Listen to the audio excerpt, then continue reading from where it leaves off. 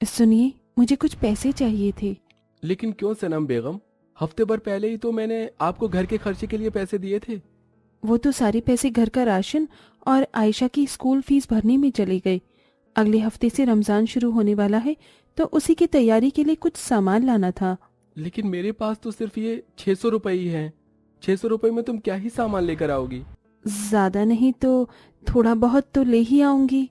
सनम अपने शौहर जुनैद से पैसे लेती है और अपने घर के पास में ही लगे बाजार में जाकर रमजान के लिए सामान खरीदने लगती है।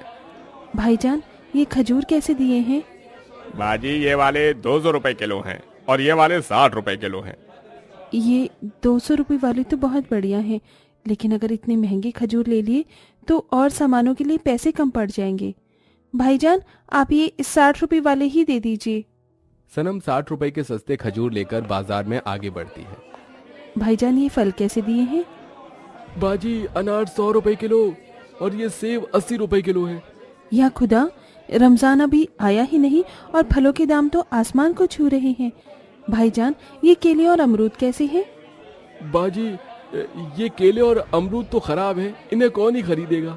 सारी केले और अमरूद तो खराब नहीं है, थोड़े बहुत हैं जो सही हैं, वही काट काट कर सब लोग इफ्तारी में खा लेंगे। भाईजान, आप मुझे यही दे दीजिए। सनम उन आधे खराब सही फलों को लेकर बाजार में रमजान के लिए और सस्ते दामों पर सामान ढूंढने लगती है।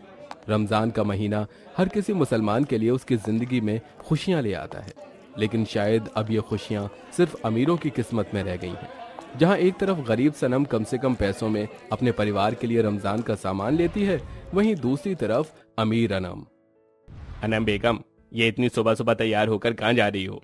इकबाल के अब्बू, आपको याद नहीं, अगले हफ्ते से रमजान शुरू है, उसी के लिए सामान लेने के लिए जा रही हूँ। आप मुझे सामान के लिए 1 लाख रुपए मेरे अकाउंट में ट्रांसफर कर दीजिए। या अल्लाह, 1 लाख रुपए? अनम, आप रमजान के लिए सामान लेने जा रही हैं या निकाह के लिए? इकबाल के अब्बू, आप तो कंजूसी करने लग गए। इसमें कंजूसी कैसी अनम? माह रमजान का महीना है, हमें दिल खोल कर खर्चा करना चाहिए, लेकिन इतना ज्यादा? जब खुदा ने हमें इतनी रईसी से नवाजा है तो हम क्यों ना अच्छे से पैसे खर्च करें। आप मुझे 1 लाख रुपए दे दीजिए। अनम अपनी बड़ी सी गाड़ी में बैठती है और सीधा शहर के सबसे बड़े मॉल जाती है। What can I help you with, ma'am? मुझे रमजान के लिए फ्रूट्स चाहिए। मैम ये देखिए, ये सारे फ्रूट्स बिल्कुल फ्रेश है। ये क्या, ये सारे फ्रूट्स तो सिर्फ 500 रुपए के हैं। मैं क्या इतने सस्ते फ्रूट्स अपने परिवार को खिलाऊंगी? मुझे और महंगे फ्रूट्स दिखाओ। ये सारे फल पूरे 1000 रुपए के हैं। गुड, ये सारे पैक कर दीजिए। एक्सक्यूज मी, ये चिकन की जितनी भी पैकेट्स हैं ये भी सारे पैक कर दीजिए, और ये नगेट्स और स्नैक्स भी। मैम, आपका टोटल बिल हुआ 48,000 रुपए। बस इतना ही? ये लीजिए मेरा कार्ड।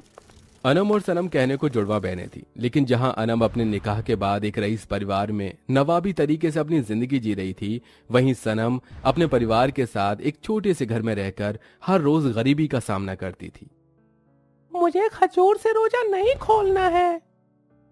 आरिफ बेटा, ऐसे नहीं कहते, रोजा तो खजूर से ही खोलते हैं। खजूर से रोजा खोलना सुन्नत होता है। इकबाल के अब्बू, आप भी ना, जब इकबाल को खजूर नहीं खाना है तो आप क्यों जिद कर रहे हैं? मैं अपने बेटे के लिए बर्गर बनाकर लाती हूँ। अनम, जब तुम्हें ही अपने दीन इस्लाम के बारे में नहीं पता तो तुम इकबाल को क्या सिखाओगी? ये जानते हुए भी खजूर से ही रोजा खोलना चाहिए, तुम इकबाल को समझने की बजाय इसके लिए बर्गर बनाने जा रही हो।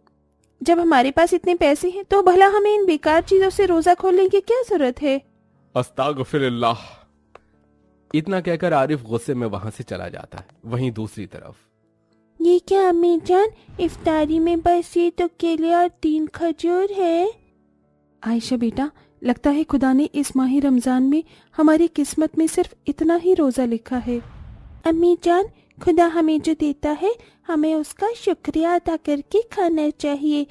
किसी किसी को ये रिज़्क भी नसीब नहीं होता है। इतनी सी उम्र में अपनी बेटी की ऐसी सोच देख सनम की आंखों में आंसू आ जाते हैं। परवरदिगार ने इन दोनों बहनों को जितनी मिलती जुलती एक जैसी शक्ल दी थी, वैसे ही एक दूसरे से बिल्कुल जुदा किस्मत दी थी। अम्मी जान, आप ईद पर ये वाला सूट पहनना, ये सूट आप पर काफी अच्छा लगेगा।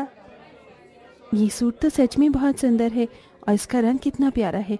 ये सूट कितने का है? अरे बाजी, वैसे तो 1200 रुपए का है, लेकिन अगर आप लोगी तो 1000 रुपए का लगा दूंगा। क्या 1000 रुपए का? इतने में तो इनके और आयशा के कपड़े आ जाएंगे और घर का थोड़ा बहुत सामान भी। मैं इतना महंगा सूट नहीं ले सकती। अम्मी जान क्या सोच रही हैं? आप अब्बू जान ने सुबह ही तो आपको कपड़ों के लिए पैसे दिए हैं, आप ये सूट ले लीजिए ना। आयशा बेटा, गर्मी का मौसम है और इसका रंग लाल है। अगर गर्मी में लाल पहनूंगी तो और ज्यादा गर्मी लगेगी। मैं आगे जाकर कोई हल्के रंग का सूट ले लूंगी। सनम अपने मन को मारकर अपने शौहर और बेटी के लिए ईद के कपड़े ले लेती है। पैसों की कमी के चलते जहां सनम अपना मनपसंद सूट तक नहीं ले पाती, वहीं अनम मॉल के सबसे महंगे ब्रांड के कपड़े खरीदती है। अनम बेगम, एक बार फिर सोच लीजिए, यह सूट 32,000 रुपए का है। आप कोई और सूट ले लीजिए।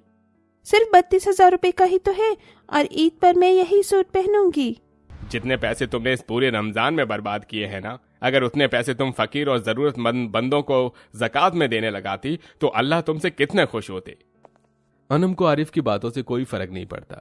जिसके बाद अब सभी घर लौट रहे होते हैं कि तभी अनम की नजर रास्ते से गुजर रही अपनी जुड़वा बहन पर जाती है, जिसे देखकर अनम जल्दी से गाड़ी रुकवाती है और सनम के पास आती है।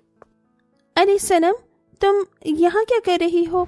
इतनी धूप में तुम पैदल घर जा रही हो? हाँ, वो मैं पास वाले बाजार में ही ईद के कपड़े लेने के लिए गई थी। पैसे खत्म हो गए थे, इसीलिए पैदल ही घर जा रही हूँ। लेकिन तुम यहाँ क्या कर रही हो? वो वेगास मॉल है ना, शहर का सबसे बड़ा मॉल। मैं वहीं पर ही अपनी फैमिली के साथ ईद की शॉपिंग के लिए गई थी। लेकिन तुमने तो बाजार से शॉपिंग की है। तुम इतनी चीप कपड़े कैसे पहन लेती हो? अगर तुम भी मेरी तरह किसी अमीर लड़के से प्यार करती तो आज तुम भी मेरी तरह ऐसी जिंदगी जी रही होती। लेकिन तुम तो ठहरी अपने अम्मी अब्बू जान की प्यारी लाडली बेटी, जो उनका हर कहना मानती है।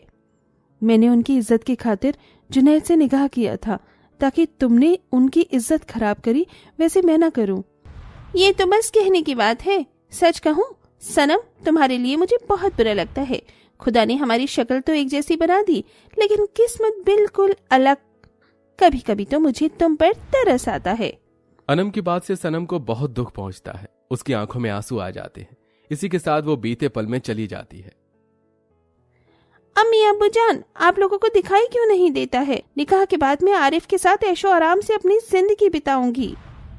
लेकिन अनम बेटा, हमने तुम्हारा रिश्ता तय कर दिया है। अगर तुम ऐसा करोगी तो खानदान में हमारी कितनी बेइज्जती होगी। क्या तुम्हें हमारी इज्जत की जरा भी परवाह नहीं है? हाँ अनम, अम्मी और अब्बू जान की क्या इज्जत रह जाएगी लोगों में। ओ प्लीज, अब तुम भी मत शुरू हो जाओ इन दोनों की तरह। मैंने फैसला कर लिया है, अगर मैं निकाह करूंगी तो सिर्फ आरिफ से ही, वरना जिंदगी भर कुंवारी रहूंगी। अनम अपनी अम्मी अब्बू के इज्जत के खिलाफ जाकर रईस आरिफ से निकाह कर लेती है। वहीं बेचारी सनम अपनी तरह ही गरीब जुनैद से निकाह करती है और ऐसे ही दोनों बहनें एक जैसी शक्ल लेकर भी एक दूसरे से जुदा अपनी जिंदगी जीती हैं। जहां गरीब होते हुए भी सनम जरूरतमंद लोगों की मदद करती है, वहीं अमीर होते हुए भी सनम रमजान के महीने में कोई ज़कात नहीं देती। वक्त गुजरता है, चांद रात का दिन आ जाता है। मुबारक हो अम्मी जान। चांद रात मुबारक हो। मुबारक हो अम्मी अबू जान। आप दोनों को भी चांद रात मुबारक हो। एक शहर में रहते हुए भी अनम मुझे चांद रात की मुबारकबाद देने तो आएगी नहीं, लेकिन मैं तो जा सकती हूँ ना। सनम चांद रात की मुबारकबाद देने के लिए अनम के घर जाती है। सनम जैसे ही अनम के घर पहुंचती है कि देखती है कि उसके बड़े से घर को आग की लपटों ने चारों तरफ से घेर लिया है। या खुदा, ये सब क्या हो रहा है? अरे आप कौन? आपकी शक्ल तो। मैं अनम की जुड़वा बहन सनम हूँ। अनम कहाँ है? मेरी अम्मी जान घर के अंदर फंस गई है, कोई उन्हें बचाओ। आग की बड़ी बड़ी लपटों को देखकर कोई भी घर के अंदर जाने की हिम्मत नहीं कर पाता, लेकिन सनम बिना अपनी परवाह किए घर के अंदर चली जाती है और अनम को बचाकर बाहर ले आती है। तुम ठीक तो हो ना? ये आग कैसे लगी? खुदा ही जाने हमारे घर में अचानक आग कैसे लग गई। ये सब मेरी वजह से हुआ है। अपनी रईसी का घमंड दिखाने के चक्कर में मैं अपनी ईद के जोड़े की वीडियो बना रही थी। इसी के चलते मैं गैस बंद करना भूल गई और गैस लीक होने लगी और अचानक आग लग गई। सनम, मेरी तुम्हारी जैसी शक्ल तो हुई, लेकिन तुम्हारी तरह अच्छी इंसान न बन पाई। आज मेरी गलती की वजह से मेरे परिवार वालों की जान जा सकती थी। ऐसा मत कहो, खुदा जो करता है हमारे अच्छे के लिए ही करता है। ये सबक तुम्हारी आने वाली जिंदगी के लिए बहुत अच्छा साबित होगा। सनम की बात सुन अनम सनम को गले लगा लेती है। अगले दिन ईद के मुबारकबाद मौके पर दोनों जुड़वा बहनें अपने परिवार वालों के साथ हंसी खुशी ईद का पाक त्योहार मनाती।